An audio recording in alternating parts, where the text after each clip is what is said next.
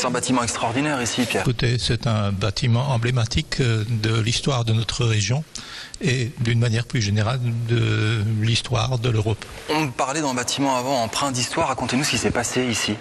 C'est un bâtiment qui a été construit en 1754 par les frères Gaillot et qui a donc été habité par la suite par le comte Maximilien Joseph des Deux-Ponts. Et donc c'est un bâtiment qui a été utilisé dans un contexte donc dans un premier temps d'occupation et aujourd'hui il est utilisé par le gouverneur militaire de Strasbourg. Oui, c'est pas du tout un musée, il est utilisé aujourd'hui par les militaires. Absolument, c'est le lieu de résidence mais aussi le lieu de travail du gouverneur militaire de Strasbourg.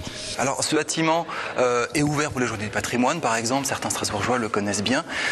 Et là c'est exceptionnel ce qui se passe. Il va y avoir une exposition jusqu'au 12 octobre oui, tout par à fait. Une descendante de Louis XIII, Chantal d'Orléans. Voilà, tout à fait. Et le but, c'est d'inciter les Strasbourgeois à venir découvrir ce palais et surtout l'une des toiles va vous servir à vous. C'est pas vous qui récupérerez l'argent, c'est la Fondation du patrimoine. Voilà. Parce que ce bâtiment, il faut le restaurer, c'est ça? Voilà, alors il y a des éléments de ce patrimoine qui méritent une restauration. Alors vous avez tout d'abord une fresque. Des salles aussi qu'on voit à l'image. Effectivement un bassin, le bassin du jardin qui est à refaire. Et puis il y a aussi des salons intérieurs. Alors il y a beaucoup de dorures, des colonnades, du marbre. C'est extrêmement prestigieux quand même. Alors voilà, on y est. C'est cette fameuse fresque qui est à l'entrée du palais du gouverneur. C'est l'apothéose de Maximilien. Voilà.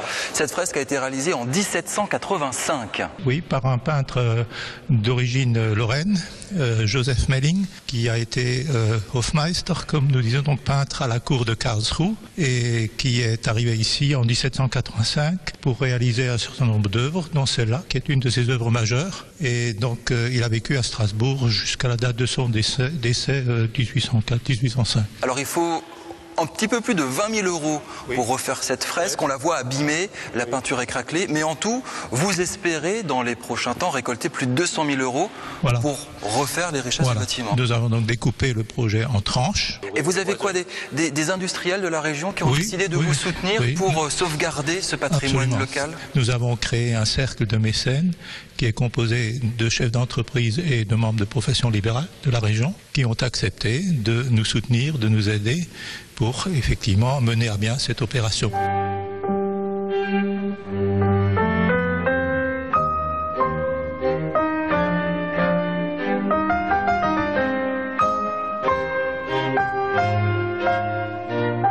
Princesse Chantal de France, merci de nous accorder un petit peu de votre temps. Vous exposez vos toiles ici jusqu'au 12 octobre. C'est un lieu très particulier pour vous? C'est tout de même un lieu, disons, presque familial, parce que ça descend donc du côté de Henri IV, Louis XIII et puis Louis XIV Renaissance, et tout. oui.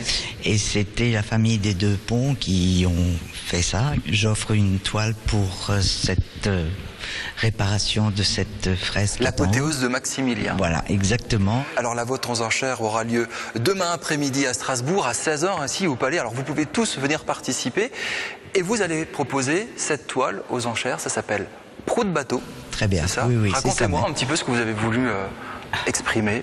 C'est du bois, vous aimez le bois? C'est du bois.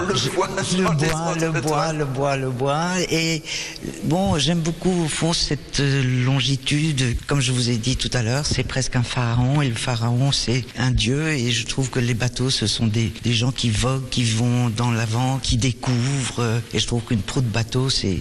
Et on est encore dans le symbole. On préserve du patrimoine, on préserve l'histoire locale et l'histoire de France ici. Tout à fait. Votre histoire. Oui, mon histoire, qui est l'histoire de la France et qui fait partie de notre famille. On a été élevés comme ça, c'est notre lot. Bon, on n'a pas choisi d'être là, mais on est là.